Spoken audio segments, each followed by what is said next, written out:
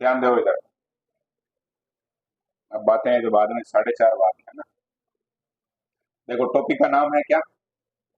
शिक्षण के उपागम। और शिक्षण के उपागम उपागम शब्द हैं, इस पे हमने जो पहले ही चर्चा कर ली थोड़ी सी। क्या अर्थ होता है बोलो? आगे लिखा हुआ वैसे पूरी परिभाषा देखेंगे, फिलहाल में हमने जो बात की उसको एक बार रिवाइज कर लेते हैं। क्या बात की थी? पढ़ाने का तरीका, जो भी विधियां वगैरह हैं उनको और सपोर्ट करने के लिए कोई जो टूल अपन उपयोग करते हैं उसको जो क्या बोल देते हैं यहाँ पर? उपागम बोल देते हैं। अब यहाँ पर तीन प्रकार के उपागम है जो सामने लिखे हुए नजर आ रहे हैं। जैसे सामने से नजर आ रहे हैं तो ज्यादा बढ़िया है। अपने एक तो हो गया शिक्षण प्रक्रिया के उपागम, जो भी प्रोसेस रहती है अपनी उससे संबंधित हो गया। एक हम जब हम प्लानिंग करते हैं तो उससे रिलेटेड उपागम हो गया। और एक जो सिलेबस के साथ आसपास में जो चीजें हैं उनको जोड़ने वाली जो चीजें हैं उसको अपन बोलेंगे पाठ्यचर्या के उपागम। दो शब्द आते हैं, एक होता है पाठ्यचर्या, एक होता है पाठ्यक्रम। सीधा सीधा जो अपने पाठ सिलेबस में है वहां से एग्जाम में प्रश्न आते हैं उसको तो अपन बोल देते हैं पाठ्यक्रम। आधे उधर। और जो एक्स्ट्रा वो करिकुलम एक्टिविटी बोलते हैं उसको पाठ्य सहगामी क्रियाएं, उसको अपन यहाँ क्या बोलेंगे? ये किसी ने एक प्रश्न भी पूछा था शायद कि भाई वो इसमें क्यों नहीं आता है, ऐसा कुछ तुमने पूछा था क्या? हाँ, उसका आंसर समझ में आ गया तुम्हें? जैसे उसमें प्रश्न था कि निम्न में से कौन सी है जो पाठ्य सहगामी क्रिया के अंतर्गत नहीं आता है। उसमें विधि प्रयोगशाला विधि थी। तो प्रयोगशाला विधि में अपन जो उपयोग करते हैं वो किसका उपयोग करते हैं बोलो?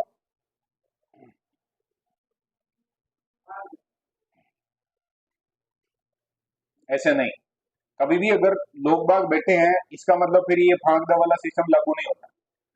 दो चार दिन पहले एक उधर एक स्टूडेंट बैठा है तो उसके पापा आए थे, जो चाबी जो उसने ऐसे जोर से फेंकी और मैं खड़ा था उधर जो रोकली, बाकी किसी का सिर फूट सकता है उससे पहले। ऐसा नहीं। ऐसे ध्यान रखना चाहिए। मतलब किसी भी प्रकार की टेक्निकल समस्या आए ही नहीं ऐसी संभावना पर काम करना चाहिए। अब बैठो फटाफट से बैठो। तो प्रयोगशाला विधि है उसका, वैसे वो प्रश्न है जो मैं भेज दूंगा या कभी अपन चर्चा करेंगे तो यहाँ आ जाएगा वो। प्रयोगशाला विधि है उसका उपयोग करना है कोई भी शिक्षक। तो वो पाठ के अंतर्गत जो विषय वस्तु है उसको क्लियर करने के लिए प्रयोगशाला में ले जाएगा, बच्चों को बताएगा, इसीलिए वो पाठ्य सहगामी नहीं है। क्या है बोलो? पाठ्य सहगामी नहीं है, पाठ्य क्रिया ही है। ठीक है, यानी आप जो पढ़ रहे हैं उससे रिलेटेड क्रिया ही है। यहाँ पर पाठ्यचर्या लिखा है, इसका मतलब पढ़ने के साथ साथ और जो चीजें हैं उसको भी जोड़ा गया है। अब नाम देख लो और नाम याद रखने की कोशिश करनी है, कौन सा है जो शिक्षण प्रक्रिया के दौरान काम में आने वाला है, कौन सा है जो प्लानिंग के दौरान काम में आने वाला है, और कौन सा है जो पढ़ने के साथ साथ और अलग तरीके से काम में आने वाली उपागम। तो सबसे पहले अपन बात करें प्रक्रिया में, इसमें रचनावादी उपागम। प्रक्रिया पे ही बात करते हैं। अभी जस्ट हमने खूब सारे प्रश्न डिस्कस किए थे। रचनावादी है उसमें जो बालक को ज्यादा मौका मिलता है अपने मौलिक विचार व्यक्त करने का रही है। तो ये मौलिक विचार व्यक्त करने का मौका मिल रहा है, इसका मतलब शिक्षण की क्या है वो? प्रक्रिया, प्रोसेस है। फिर अगला है खोज उपागम। कौन करेगा खोज? विद्यार्थी खुद से काम करेगा तो हो गई प्रक्रिया। फिर सहयोगात्मक है, एक दूसरे का हेल्प करना, मदद करना, वो प्रक्रिया के दौरान की बात है। अनुभवजन्य, अनुभव कब मिलेंगे? प्रक्रिया के दौरान ही तो मिलेंगे अनुभव। इसको अपन बोलते हैं, और माइंड में बोलते हैं क्या? संकल्पना मानचित्र। ये भी प्रक्रिया के दौरान की बात हो गई। और एक है पूछना परीक्षा, जिसको उपागम कहा गया है। अभी हमने सकमेन का नाम देखा था, नाम आया था क्या सकमेन? हाँ। तो ये भी प्रक्रिया के दौरान ही, जैसे आप पाठ पढ़ रहे हो, अभी किसी विद्यार्थी के समझ में नहीं आ रहा, वो प्रश्न पूछेगा, जवाब मिलेगा। ये सारी की सारी बातें हो गई किससे रिलेटेड बोलो? शिक्षण प्रक्रिया। अब दूसरा है, उसकी बात करते हैं, शिक्षण योजना। हर्बर्ट मॉरिसन, ये सारी कहानी है, ये है जो किससे रिलेटेड है? प्लानिंग से रिलेटेड है। अब इसमें हर्बर्ट उपागम है, ये हमने बात कर ली। हर्बर्ट का पूरा नाम भी देखा था हमने। क्या नाम है पूरा? John, John Franklin.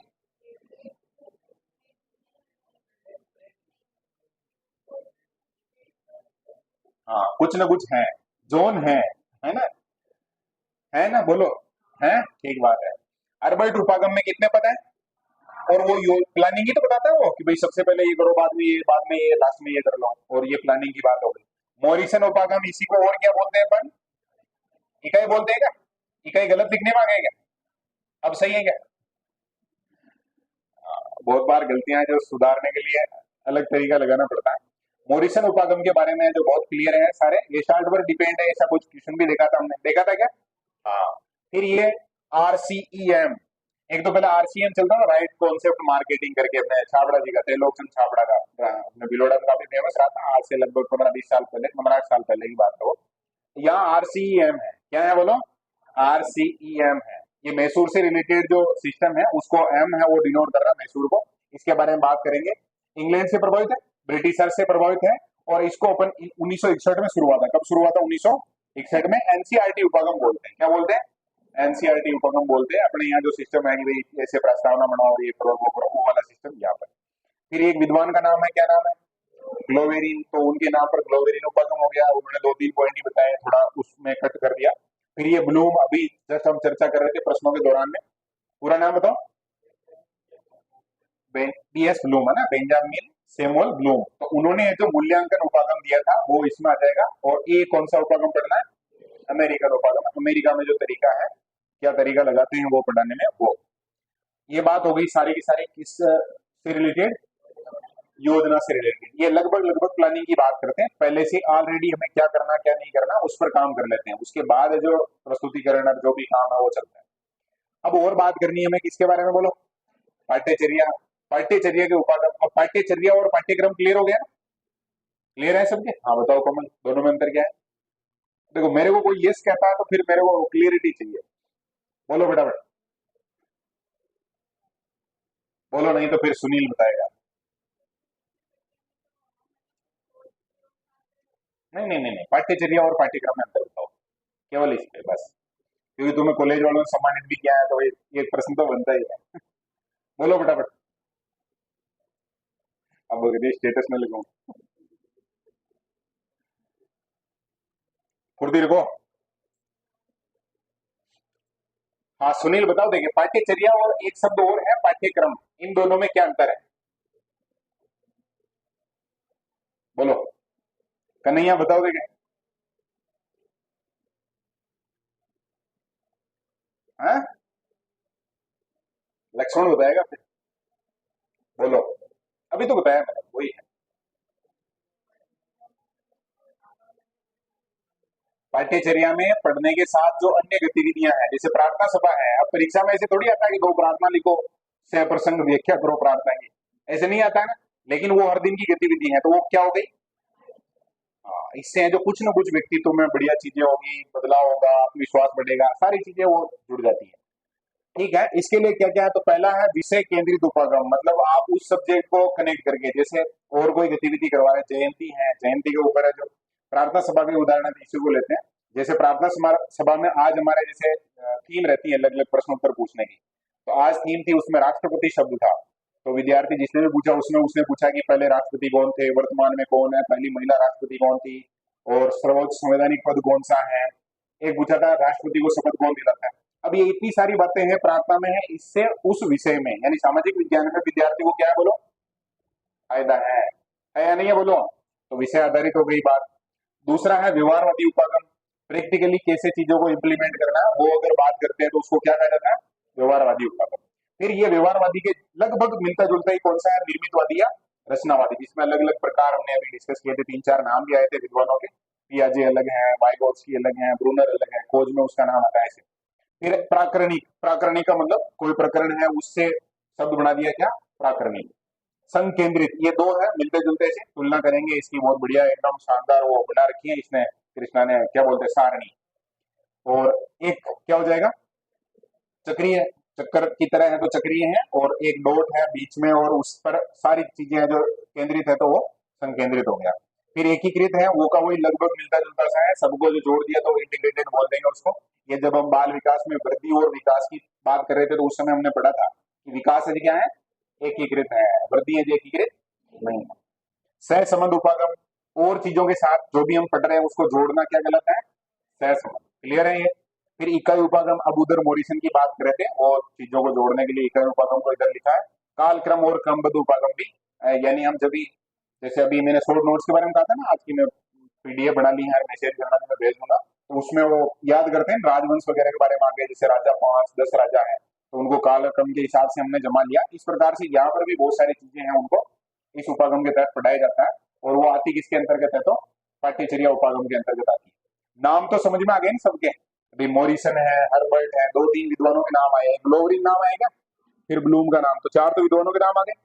बाकी पूछताछ में नाम आ सकता है, विद्वान का नाम आता है, संकल्पना मानचित्रण में भी आ जाएगा, खोज उपागम में तो अभी जस्ट हमने बात की है, कौन है, ब्रूनर नाम आएगा ना, उनको याद रखना है। एक ये अपना एनसीईआरटी तो बोलते ही रहते हैं अपन। अब हम शुरू कर लेते हैं आगे पढ़ना, ये थोड़ी चर्चा हो गई अपनी। शिक्षण उपागम क्या है, ये तो प्रश्न चल रहा था, इतनी देर हो गई जो, तो इस पे बात करते हैं कि उपागम क्या है। तो शिक्षण और अधिगम की प्रक्रिया है, क्या है बोलो। शिक्षण का मतलब तो जो शिक्षक पढ़ा रहा है वो, और अधिगम का मतलब विद्यार्थी सीख रहा है, वो प्रक्रिया है कुल मिलाकर। शिक्षण विधियां शिक्षण उपागम पर आधारित होती हैं। अब एक तरीके से शिक्षण विधियां हैं, उसके लिए टूल का काम करता है कौन, उपागम, है ना। समझ में आ गया ना, टूल का मतलब क्या होगा, सहायक सामग्री।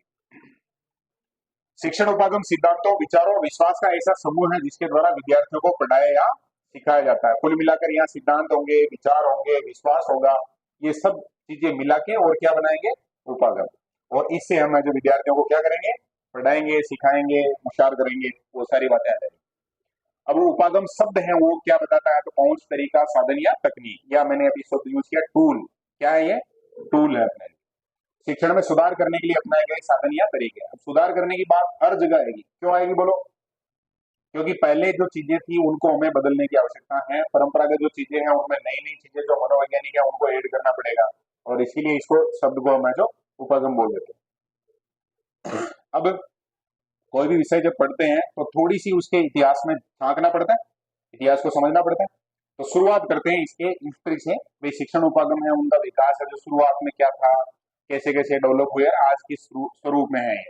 तो 1950 से 1980 के लगभग में दो मूल विषय रहे, उसमें एक अच्छी विधि है उसको यूज कर लो, और एक बढ़िया टीचर है लेके आ जाओ, उसकी व्यक्तिगत विशेषताएं, उससे अपने को बेनिफिट मिल जाएगा।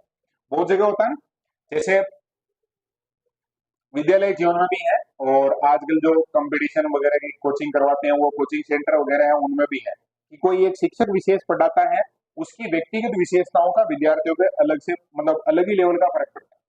बहुत बार हम किसी शिक्षक को केवल इसलिए मानते हैं कि उसको बहुत नॉलेज है, मतलब इतना नॉलेज है कि भाई साहब नॉलेज ही है बस, है।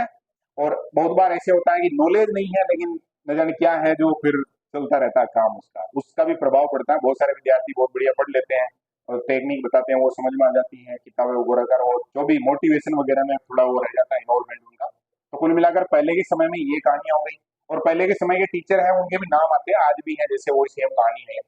ब्रूनर का संकल्पना प्राप्ति मॉडल, ये 19 क्या है, तो यहाँ हम बात करें तो 50 से 80 तक की बात करेंगे तो उसी में ही आ जाएगा। 61 में हमने एक अभी नाम लिया था, कौन सा आरटी, एनसीईआरटी, उसका भी 61 है, तो थोड़ा वर्ष ध्यान रखना, और वर्ष पे स्पेशल काम करना, अपने जब नोट्स वगैरह बनाओ ना, शॉर्ट नोट्स वगैरह, तब भी थोड़ा विशेष ध्यान रखना। जैसे वो नोट्स है, शॉर्ट नोट्स भेजूंगा मैं, उसमें भी है, और हम भी जब खुद से नोट्स बनाएंगे तो इस चीज का अपने को ध्यान रखना। टाइम लाइन पूछी गई है, आरएसएस भी फुल फॉलो कर रहा है उसको, तो अपने को पता होना चाहिए कि भाई पहले कौन सा है बाद में कौन सा है।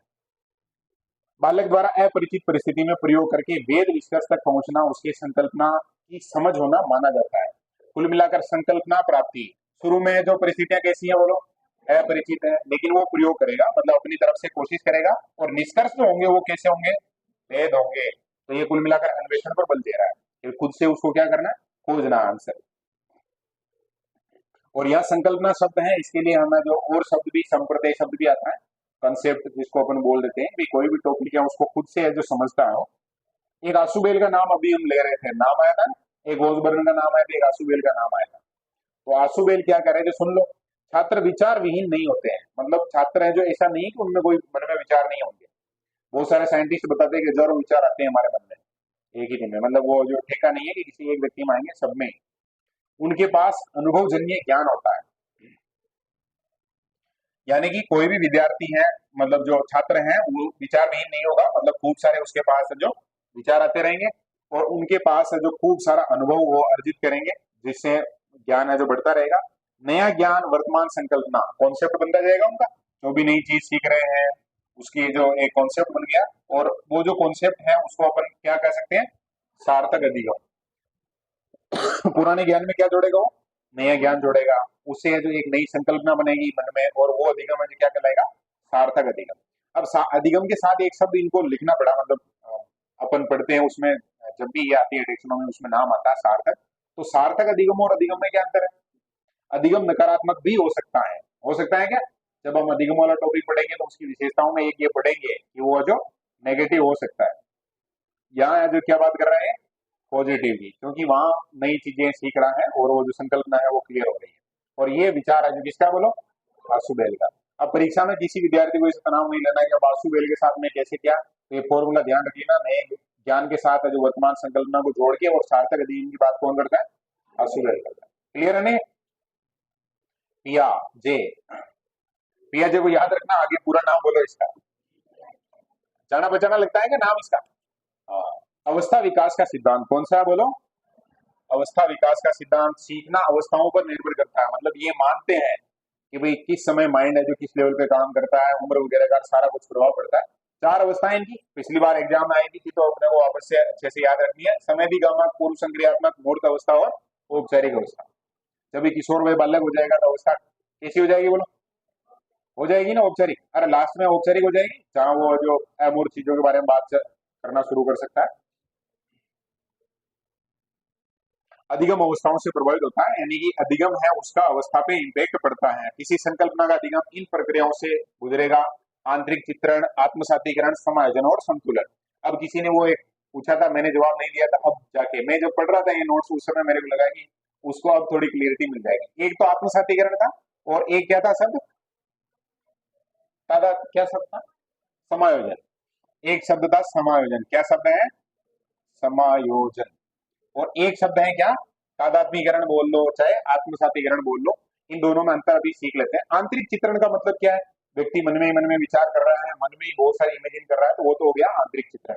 अब कोई भी नया कॉन्सेप्ट हमने समझा है तो वहां पर दो बातें रहेगी। एक तो है कौन सा ज्ञान?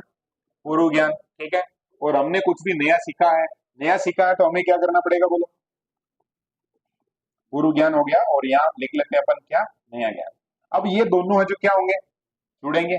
किसी भी विषय पर हो सकता है कि हमें पहले जो ज्ञान है वो आधा अधूरा है या पर्याप्त नहीं है, या हमने केवल सुना था ऐसे, प्रैक्टिकली वो चीज है जो देखी नहीं, तो थोड़ा अधूरा सा हो सकता है। अब हमने कहीं से वो चीज है उसको बहुत प्रॉपर वे में जो पढ़ लिया है, समझ लिया है, और ये दोनों है उनको क्या कर लिया, मिक्स कर लिया। इसमें जो भी हमें सुधार करना था वो सुधार कर लिया, भाई ये चीज थी, अब ये ऐसा नहीं होता है, ऐसा होता है, ठीक है। और ये जब कॉन्सेप्ट अपना एकदम कंप्लीट हो गया ना, इसको अपन बोलेंगे क्या, आत्मसातीकरण। यानी उसको हमने जो आत्मसात कर लिया, पहले जो चीजें थी उसको अब क्लियर कर लिया हमने, तो ये क्या कहलाएगा, आत्मसातीकरण कहलाएगा। और जो समायोजन शब्द है ना, ये थोड़ा सा अलग है, ये व्यवहारिक जीवन के संदर्भ में बात करता है। समायोजन का मतलब होता है, हम जब बहुत बार, तो मैं उदाहरण देता हूँ कि जैसे हम तीन जने बैठे रहे, एक और आ गया और उसको हमने बिठा लिया पास में, थोड़ा एडजस्ट करके, तो उसको अपन क्या बोल देते हैं, समायोजन बोल देते हैं। ज्ञान के संदर्भ में भी समायोजन है।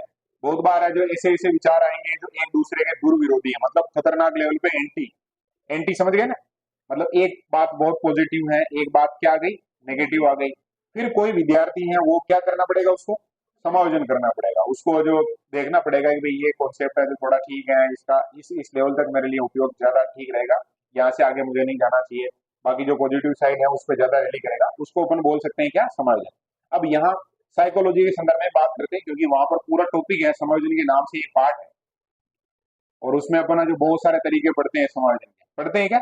उसमें एक तरीका वो भी पढ़ता है ना कि कोई बालक है जैसे उसके वो पहला स्थान लेके आता है, समायोजन का ही तरीका है वो भी।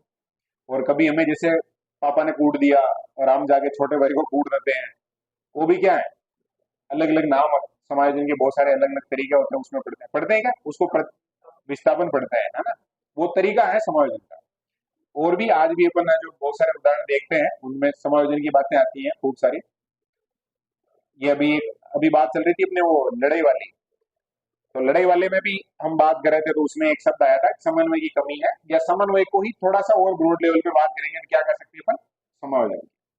बहुत बार ऐसे होता है ना कि लड़ाई की संभावना बन रही है, तो एक जो समझदार व्यक्ति है, या ज्यादातर जगह वो समझदार बना के और उसकी बेचारे की हालत खराब की जाती है, लेकिन समझदार व्यक्ति है वहां मोर्चा संभाल लेता है, इसका मतलब वो क्या कर रहा है, समायोजन कर रहा है।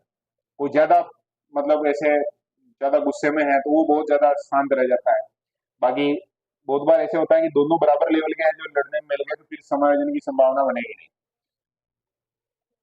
साथ का साथ ही है, क्लियर है? और एक है क्या, संतुलन। अब समायोजन और संतुलन शब्द है, इनको भी अपने को थोड़ा सा कोशिश करनी चाहिए। विज्ञान की भाषा में तो संतुलन का मतलब क्या है, भाई इस प्रकार से ये जो बीच में रुक गया, इसका मतलब क्या है, यहाँ संतुलन है। फिर यानी जुडिशली वो चीज है जो सेट हो जाती है न्यायपूर्ण तरीके से, तो उसको अपन बोल लेते हैं क्या, संतुलन बोल लेते हैं। और यहाँ पढ़ाई के संदर्भ में संतुलन है, इसका मीनिंग ये निकालना है अपने को। जस्ट मैंने थोड़ा पहले उदाहरण दिया था, जैसे आपके मन में जो ये विचार भी आ रहा है अभी कुछ विद्यार्थियों के मन में कि भाई हमको जो पढ़ाई नहीं करके और दूसरे काम करने चाहिए, कुछ के बिजनेस करना चाहिए। कल परसों एक अभिभावक से बात हुई तो वो कह रहे हैं कि यार मांग छोड़ो तो धंधो कर वो छाए हो, मतलब बिजनेस करना चाहता है, मतलब कोई दुकान उकान लगाना चाहता है बिल बड़ा। फिर मैंने कहा कि ये भी बढ़िया है, आइडिया तो ये है, ठीक है। अब ये विचार चल रहा है, उसी समय कभी कभी विचार ये भी आता है कि यार नौकरी लग जाएंगे तो बहुत बढ़िया है, तो वहां पर किसकी आवश्यकता पड़ जाएगी अपने को? संतुलन। अब वो अगर कर लेता है, थोड़ी बहुत पढ़ाई भी कर रहा है, थोड़ा और काम वगैरह भी कर रहा है, तो उसको अपन संतुलन कह सकते हैं। वाइगोत्स्की जी क्या कर रहे हैं? अधिगम की प्रकृति सामाजिक है। कैसी है? जब भी वाइगोत्स्की का नाम आएगा तो क्या आएगा? सामाजिक आएगा, ठीक है ना। बिना सहायता और सहायता से प्राप्त परिणामों का अंतर निकटस्थ विकास का क्षेत्र कहलाता है। ये एक शब्द आया है, निकटस्थ विकास का क्षेत्र। जोनो प्रोक्सिमल डेवलपमेंट बोलते हैं इसको, जेड जोनो प्रोक्सिमल डेवलपमेंट। इसको ऐसे समझ लो, मान लो जैसे ये जो अपने नंबर है उनका वो ग्राफ है, क्या है बोलो? ग्राफ है। मान लो कोई स्टूडेंट है और जो तैयारी कर रहा है और अलग ही लेवल पे है, जो उसकी तैयारी चल रही है। एक स्टूडेंट है जो बिना किसी की सहायता के जो यहाँ पर है, और अगर उसको कोई सपोर्ट करता है तो वो यहाँ चला गया।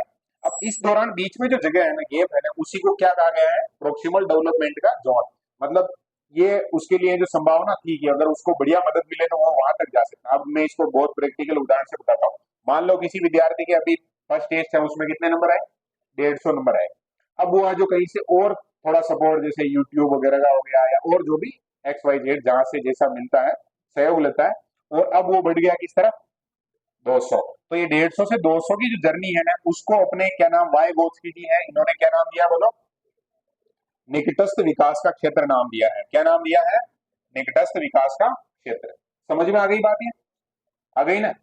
और अंग्रेजी में बोलेंगे तो इसको JPD बोल देंगे, जोन ऑफ प्रोक्सिमल डेवलपमेंट। 1980 के बाद निर्मितवाद रचनावाद पर बल दिया जाने लगा है। यानी कि हमने 1950 से 1980 के बीच की बात की थी, उसमें थोड़ी बातचीत हो गई। 1980 के बाद है जो थोड़ा ज्यादा फोकस हो गया किसके ऊपर? रचनावाद। और रचनावाद में ज्यादा महत्वपूर्ण कौन हो गया? बालक। शिक्षण पाठ्य योजना के उपागम और स्वरूप। तो हमने थोड़ा सा विकास कैसे हुआ, क्या है, वो कहानी देख ली। 50 से 80 के बीच में जो क्या क्या महत्वपूर्ण बातें रही, उसमें 61 में हमने जो किस विद्वान की बात की थी बोलो? एक विद्वान का नाम है ब्रूनर। ब्रूनर का नाम है। बाकी और क्या बात की? NCERT की बात की। और किसकी बात की? मैसूर की बात की। मैसूर का फुल नाम क्या है उसका? Regional college of education Mysore, है ना। ओके।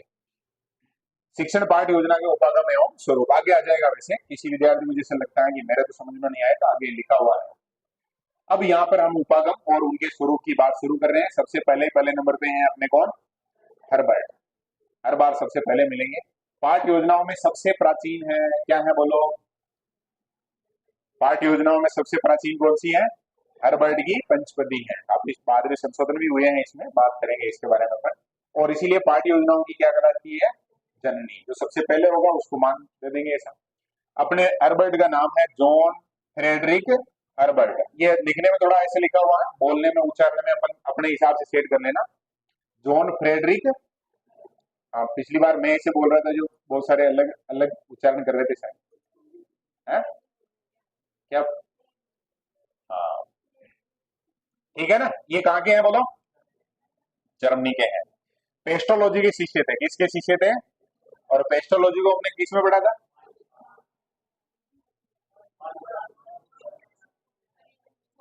पर्यटन विधि में नाम आया था, और भी आया था।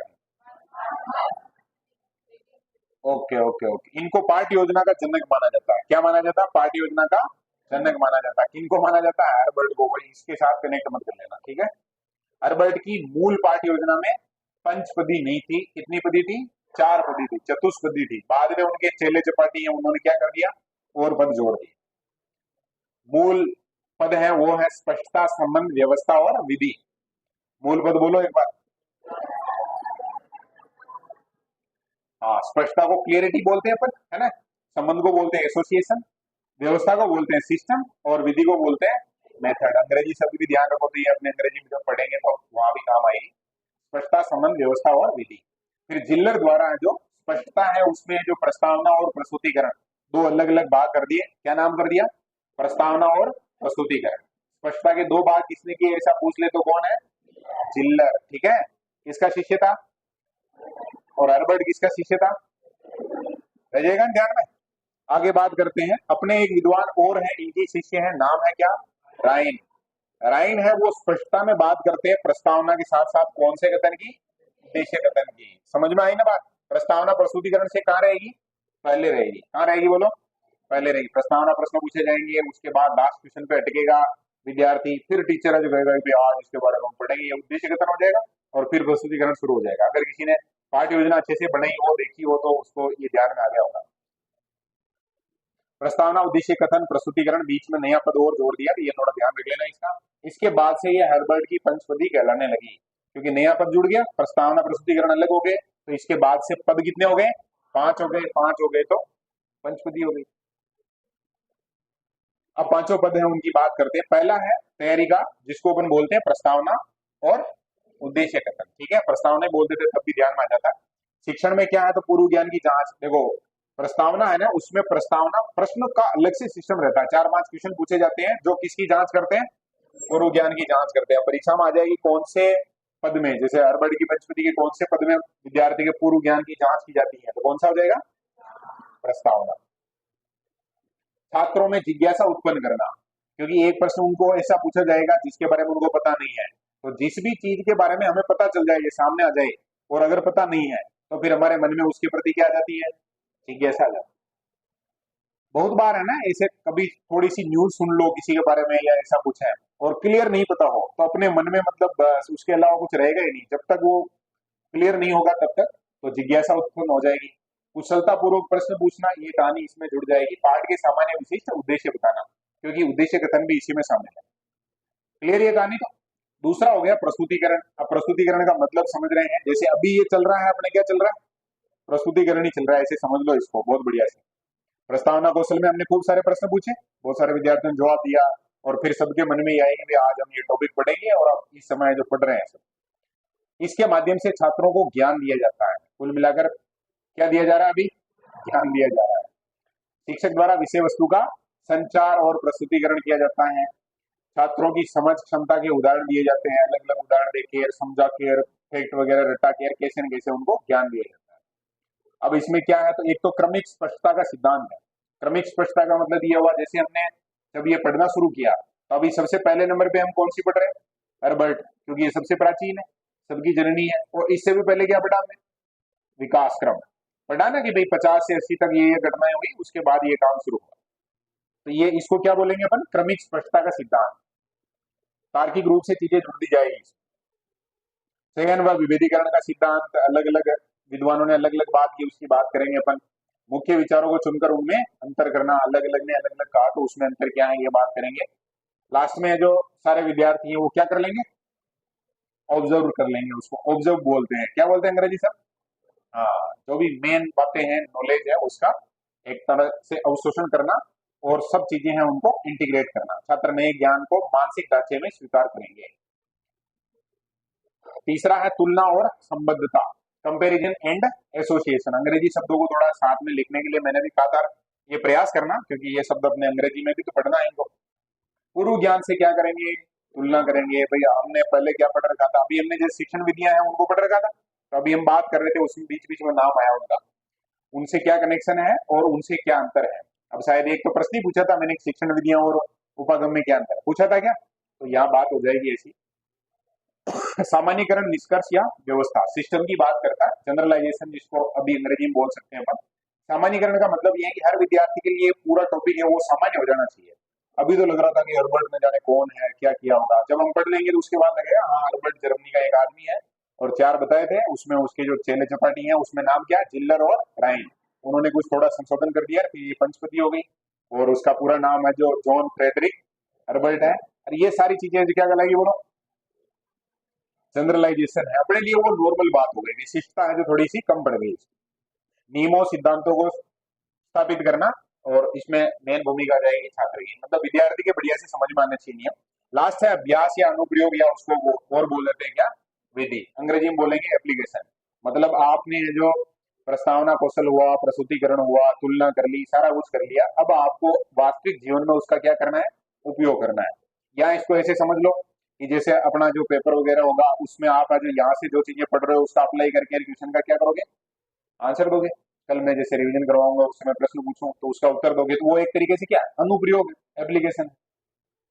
सीखी गई जानकारी का नए संदर्भों में प्रयोग करके अभ्यास द्वारा सुदृढ़ीकरण करना। अब खूब सारे अगर कोई विद्यार्थी बढ़िया से इस टॉपिक को पढ़ने के बाद प्रश्न हल करेगा तो नॉलेज क्या हो जाएगा उसका, सुदृढ़ हो जाएगा। सीधी कहानी है। अब एक बार थोड़ा फुर्ती रख के और बता दो, पहला चरण कौन सा, दूसरा कौन सा, तीसरा कौन सा, चौथा कौन सा, और पांचवा कौन सा, अनुप्रयोग, एप्लीकेशन, अभ्यास, जो भी बोलना चाहो, कंप्लीट है।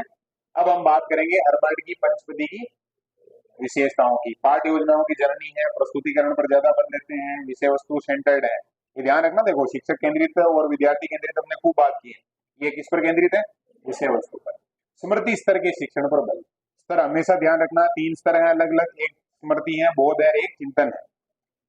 और जैसे जैसे वो लेवल बढ़ता जाएगा ना क्लासों का, वैसे वैसे ये कहानी भी बदलेगी। तो अभी हर्बर्ट है वो किस तरह की बात करता है, ज्यादा स्मृति, रटने की ज्यादा बात करता है। क्लियर।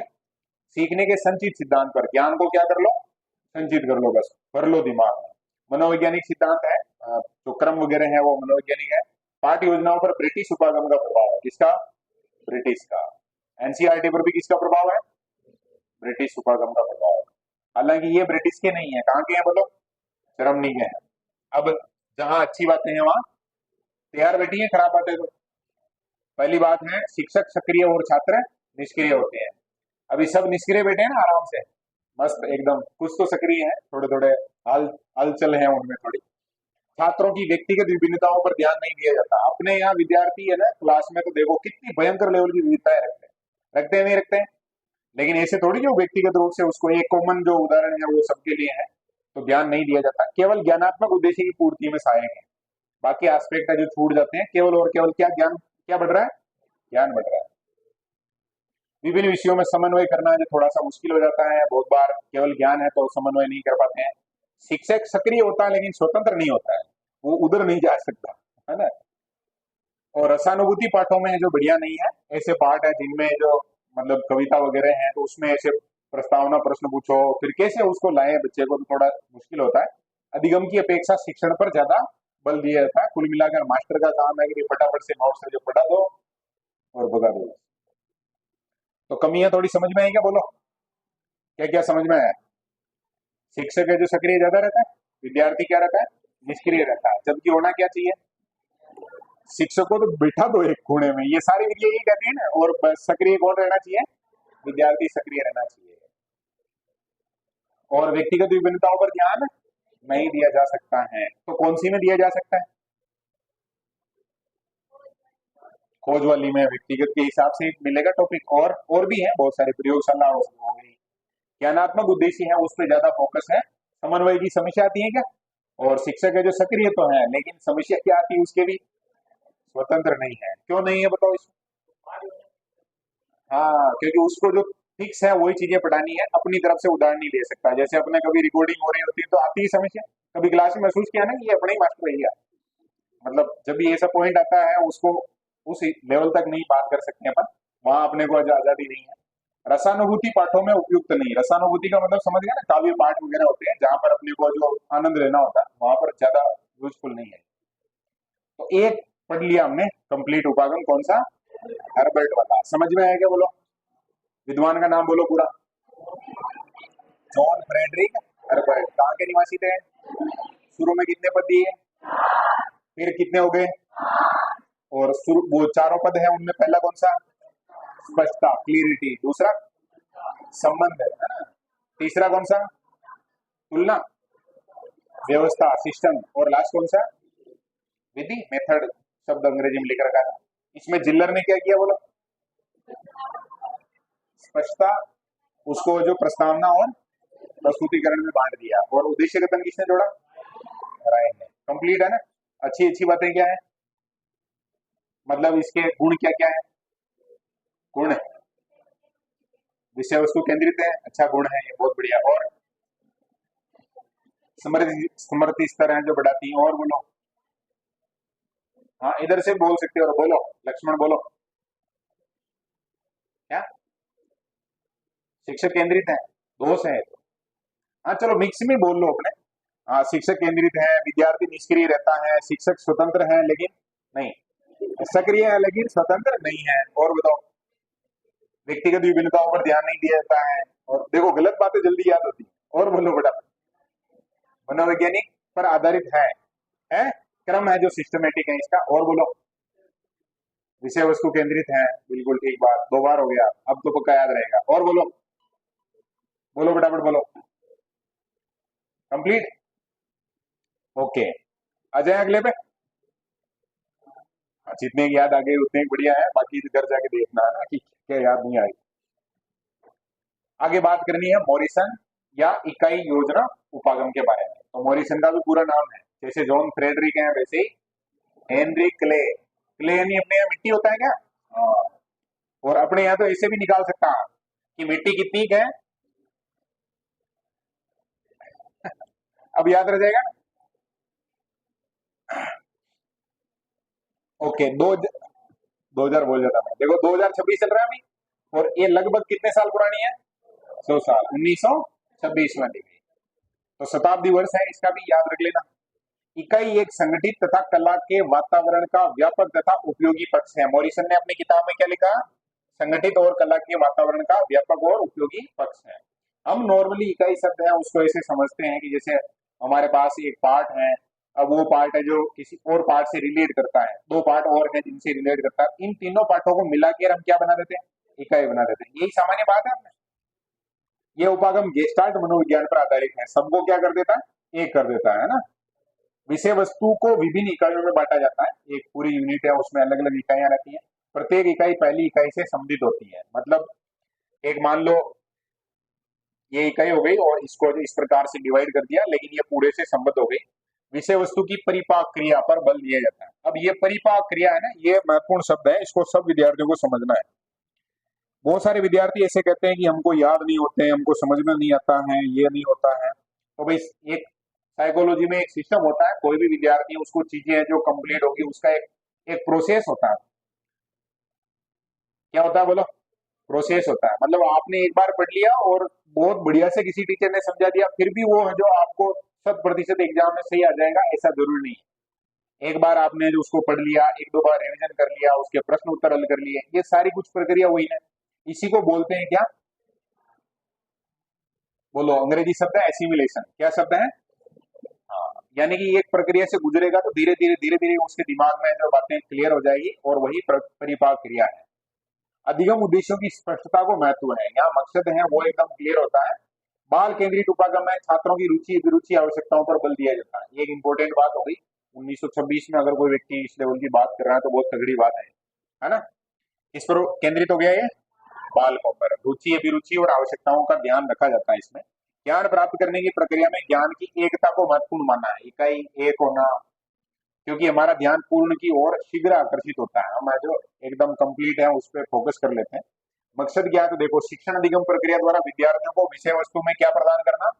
दक्षता प्रदान करना। और एक चीज है देखो, मैं खुद ये महसूस करता हूँ और बहुत सारे विद्यार्थियों ने ये चीज देखी होगी कि लगभग सारे उपागम पढ़ेंगे, उनका जो एक जैसी लैंग्वेज लगती है, सारा कुछ टारगेट एक ही लगता है।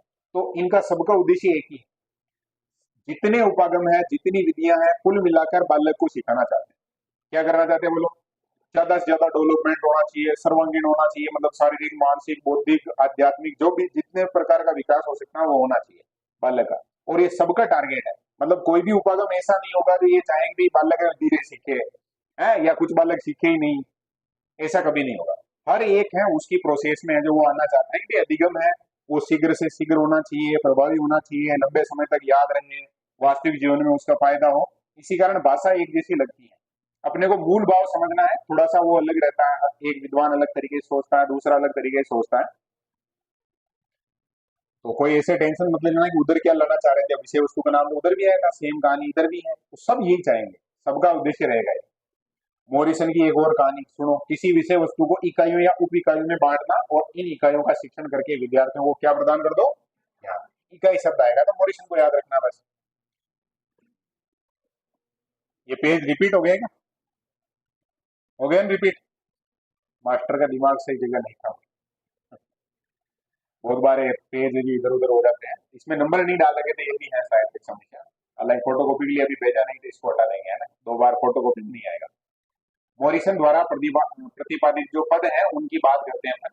एक तो विद्वान है, रिस्क, ये प्रश्न आया था, इसी कारण से यहाँ ऐड किया है। प्रस्तावना, विकास और इकाई की पूर्ति, ये 3 पद किसने बताए थे? रिस्क ने बताए थे। हमने प्रश्न देखे थे, उसमें एक जगह प्रश्न आया था क्या?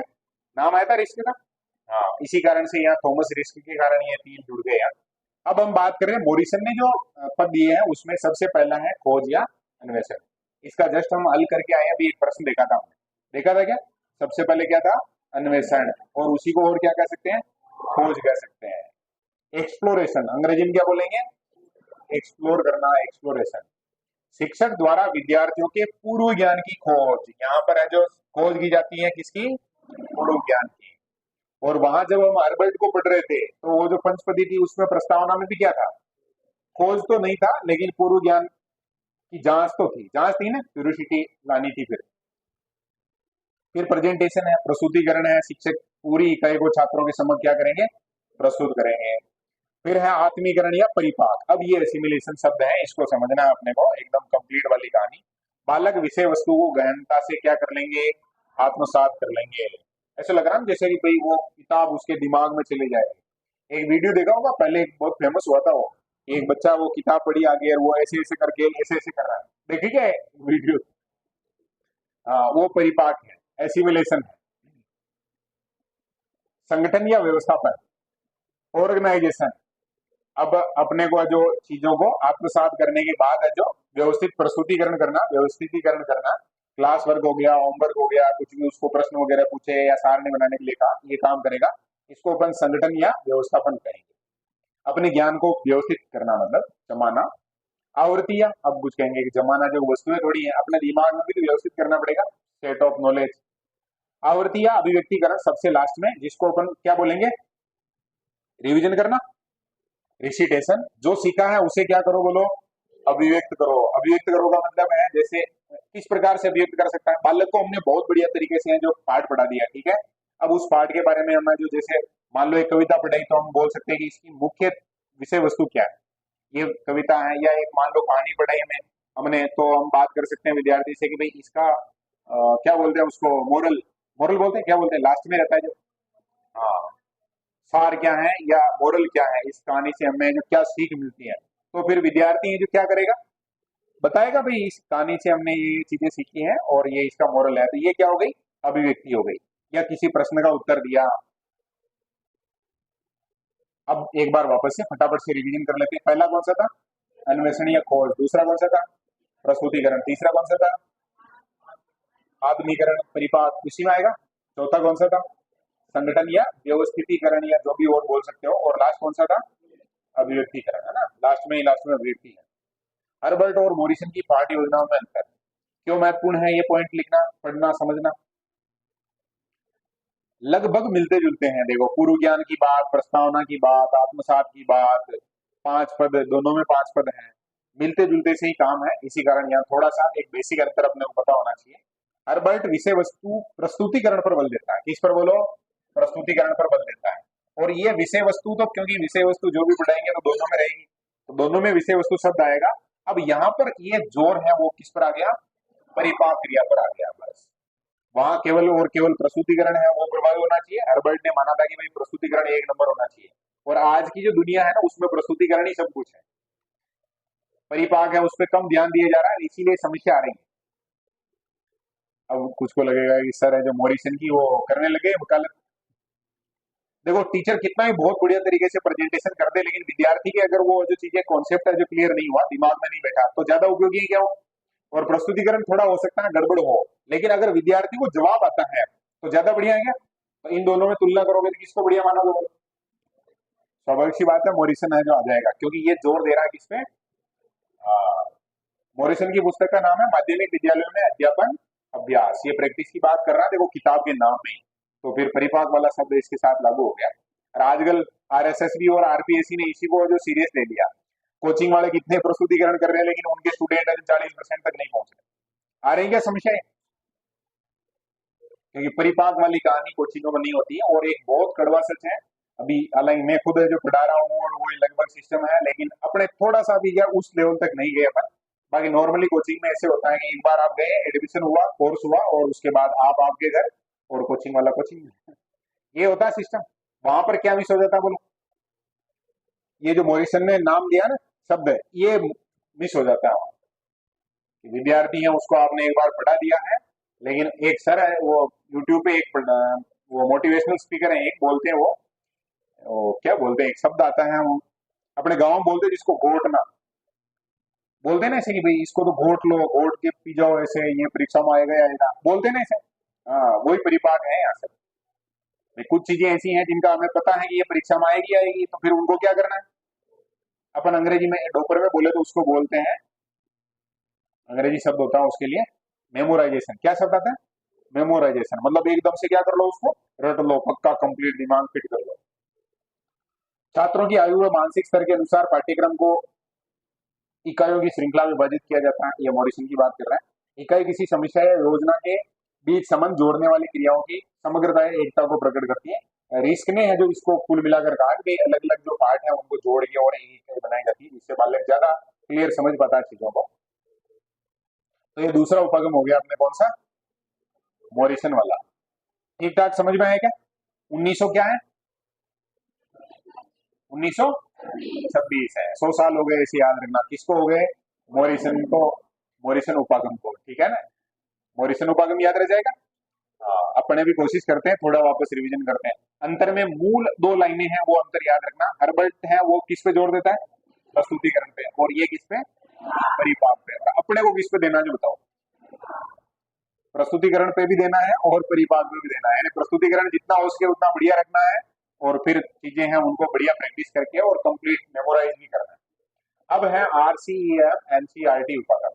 आरसीईएम भी बोल देते हैं, एनसीईआरटी भी बोल देते हैं। और आरसीईएम का फुल है regional college of education Mysore. Mysore कौन से राज्य में पड़ता है बताओ?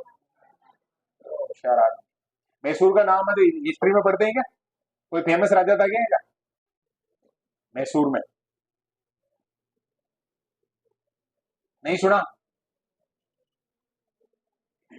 है? हाँ, मगधी लेन देन इंडियन हिस्ट्री में। अच्छा, तो पूछो जयपुर का कोई राजा, हाँ मेवाड़ का कोई, हाँ आमेर का कोई, हाँ जालोर का कोई, हाँ मैं बता नहीं हुआ ना। हाँ, तो वही बढ़िया है, ज्यादा बढ़िया। अपने विषय पर कमांड होनी चाहिए। ये तो मैंने ऐसे ही पूछ लिया। बनारसी हो? अच्छा, मसूरिया, हाँ, बिल्कुल ठीक बात है। कहीं ना कहीं जीके से जुड़ गया ना अपने नाम। ओके, मैसूर की पाठ योजना भी बोल देते हैं इसको। क्या बोल देते हैं? अरे बोलो ना, मैसूर की पाठ योजना बोल देते हैं, भारतीय उपागम भी बोलते हैं, एनसीईआरटी उपागम भी बोलते हैं। तो मैसूर एनसीईआरटी का मतलब, एनसीईआरटी का भारत में, तो भारतीय उपागम हो गया। ठीक है। अब ये फुल फॉर्म याद रख लेना, regional college of education Mysore. ठीक है। और एम कैपिटल वाला ऐसे लिखा जाता है क्या? ये पूरा यहाँ तक आना चाहिए, आना चाहिए ना, लेकिन ये ज्यादा ध्यान नहीं देते अपन, तो कोई बात नहीं, चल रहा है बढ़िया। एनसीईआरटी का कॉलेज है तथा उसकी पाठ योजना का प्रतिपादन। तो बात कर लेते हैं। प्रोफेसर आर एच दवे विद्वान है कौन? इन्होंने शुरू में जो ये उपागम है उस पर काम किया था। इस पाठ योजना में उद्दीपन पर अनुक्रिया के मानसिक योग्यता पर बल दिया गया है। देखो, इस योजना में उद्दीपन पर अनुक्रिया, थोड़ा गड़बड़ हो गया इसमें, हो गया ना गड़बड़?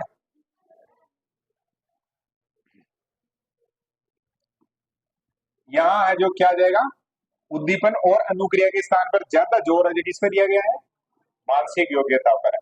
इसका मतलब आप सिखाने के लिए जो उद्दीपन दे रहे हैं वो, और अनुक्रिया, उद्दीपन के साथ जो क्या होगी? अनुक्रिया होगी। पावला पढ़ते हैं तो होता है ना, भाई घंटी बजेगी, वो कुत्ता है जो खाने के लिए आ जाएगा, लार वगैरह का वो प्रक्रिया जो शुरू कर देगा। कमलेजी है क्या? कमलेजी है? हाँ, बोलना उनको 5-4 मिनट रुको, आ रहे हैं। इस पाठ योजना में उद्दीपन अनुक्रिया के स्थान पर मानसिक योग्यता पर बल दिया गया किसमें, एनसीईआरटी में। तो एनसीईआरटी है वो कौन सी योग्यता पर जोर दे रही है, मानसिक योग्यता। आधार क्या है, तो इन्होंने है जो किसको फॉलो किया, किसी न किसी को सब फॉलो करते हैं, इन्होंने किसको फॉलो कर लिया, ब्लूम को। ये वही ब्लूम है क्या, बीएस वाला। पाठ शिक्षण में ब्लूम, अब ब्लूम ने जो क्या क्या बता रखे हैं, ज्ञान बोध, ज्ञानोपयोग, विश्लेषण, संश्लेषण और मूल्यांकन। अब इसने मतलब मैसूर वाले जो कॉलेज था उसने जो इसमें से चुराए मतलब सेट किए, कौन कौन से, ज्ञान बोध, ज्ञानोपयोग और सृजनात्मकता। उन्होंने थोड़ा सा उद्देश्य उनमें अंतर कर लिया। ये ब्लूम ने उद्देश्य बताए थे ज्ञान बोध, ज्ञानोपयोग, विश्लेषण, संश्लेषण और मूल्यांकन, और इन्होंने ज्ञान बोध, ज्ञानोपयोग और सृजनात्मकता, ये है, इनको मिक्स करके सृजनात्मकता सब यूज कर लिया।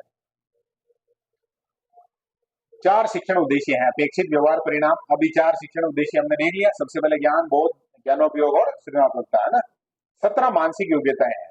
सबसे ज्यादा जोर किस पे है, मानसिक योग्यता पे, और यहाँ संख्या भी दे दी है, कितनी है, 17 है। याद रह जाएगी, याद रह जाएगी।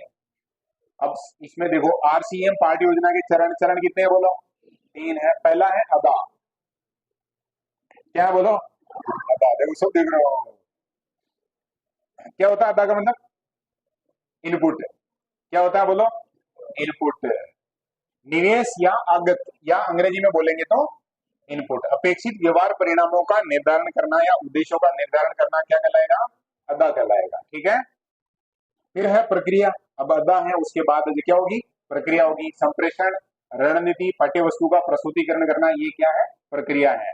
और प्रक्रिया होने के बाद आप प्रश्नों का उत्तर वगैरह दे पा रहे हैं, तो वो क्या है बोलो, आउटपुट है। छात्रों के वास्तविक अधिगम परिणामों का क्या करना, मूल्यांकन करना। कुल मिलाकर विद्यार्थी है उसमें क्या बदलाव आया व्यवहार में, वो बात हो जाएगी। क्लियर है ना। तो पहला कौन सा चरण, अदा। दूसरा पर्दा, पर्दा नहीं है, ठीक है, प्रोसेस है, प्रक्रिया है। और तीसरा कौन सा है, और सेम कंप्यूटर की कहानी है। कंप्यूटर में सबसे पहले इनपुट है, फिर प्रोसेस है, उसके बाद आउटपुट है। क्लियर है ना। एनसीईआरटी द्वारा इसी आधार पर एक और नई पाठ्य योजना तैयार की गई थी, जहां पर एचआर श्रीवास्तव जी और जेपी पुरी जी हैं जो काम कर रहे थे। इन्होंने भी शिक्षण उद्देश्यों पर काम किया और शिक्षण के 6 उद्देश्य वापस सेट कर दिया मामला, कुल मिलाकर ब्लूम वाले। और पाठ्य योजना को शामिल, पाठ्य योजना के अंतर्गत शामिल कर लिया। ज्ञानात्मक पक्ष से रखे 3, ज्ञान बोध और प्रयोग। कौन कौन से रखे, भावात्मक में रखा अभिरुचि और अभिवृत्ति, अभिरुचि और अभिवृत्ति, है ना, शब्द ध्यान रखना। और क्रियात्मक यानी एग्जीक्यूशन में आएगा तो उसमें क्या रख दिया, कौशल, जहां हमें जो भी ज्ञान है उसका उपयोग कर पाए। तो 3 उपागम आज हमने पढ़ लिए। 1 घंटे में 3 उपागम, तो ऐसे तो 2-4 दिन निकल जाएंगे, कल पूरा हो जाएगा। आज थोड़ा प्रश्नों में हमने समय लगा दिया, कल पढ़े बाकी को बोलो। आज के 3 पढ़े, इनको पक्का याद करके आना, प्रश्न पूछूंगा मैं आते ही कल।